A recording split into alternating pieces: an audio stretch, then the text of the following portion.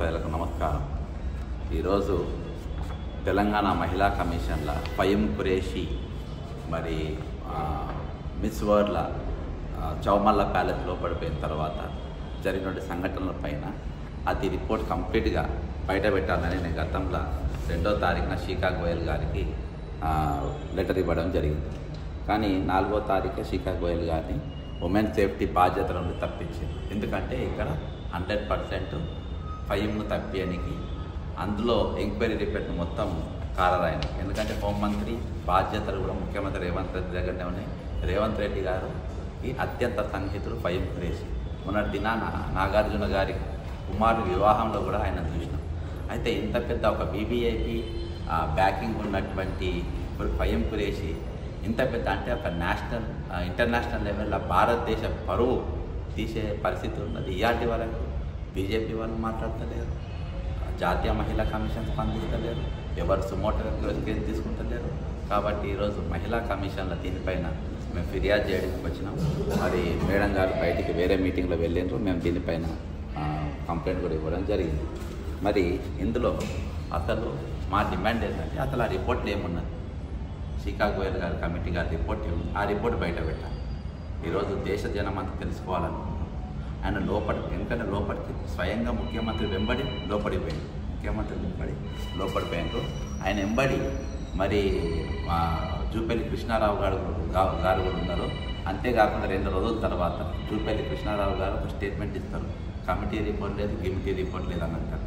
అంటే కమిటీ ముఖ్యమంత్రి గారు వేసారు, టూరిజం మినిస్టర్ ఏమో కన్సర్న్ మినిస్టర్ ఏమో కమిటీ రిపోర్ట్ లేదు, గిమిటీ రిపోర్ట్ లేదు అంటారు. మరి అందులో పార్టిసిపేటర్ అందరూ కూడా అవార్డులు ఇచ్చారు. జయేష్ రంజన్ గారు, మరి జయేష్ రంజన్ గారు ఒక టేబుల్కు ఇద్దరు మహిళలు కూర్చుంటారు. మీరు వీళ్ళని కలవచ్చు, వాళ్ళని కలవచ్చు అని చెప్తారు. ఎవరిని కలవచ్చో ఈ ఆది వరకు చెప్పలేదు.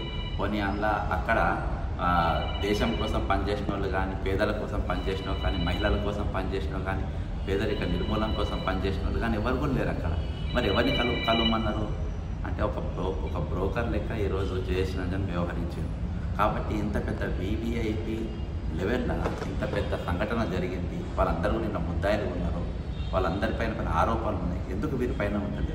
ఆల్ ఇండియా కాంగ్రెస్ కమిటీ ఇచ్చిన రిపోర్ట్లో కూడా మరి స్పష్టంగా ఎంపీ అనిల్ కుమార్ యాదవ్ పేరుంది, ఫయీం ఖురేషీ పేరుంది. మరి ఇంతవరకు ఎటువంటి చర్యలు ఎందుకు లేవు? మా సొంతలు కాంగ్రెస్ పార్టీ కోసం నిలబడ్డారు, కాంగ్రెస్ పార్టీ కోసం అధికారులు వేసిన మమ్మల్నేమో ప్రశ్నించడం మమ్మల్ని సస్పెండ్ చేస్తారు.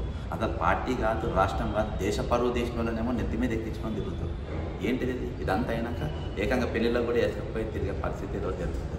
కాబట్టి కమిటీ రిపోర్ట్ మొత్తం బయట పెట్టాలని చెప్పేసి మేము మహిళా కమిషన్ను కోరడం జరిగింది.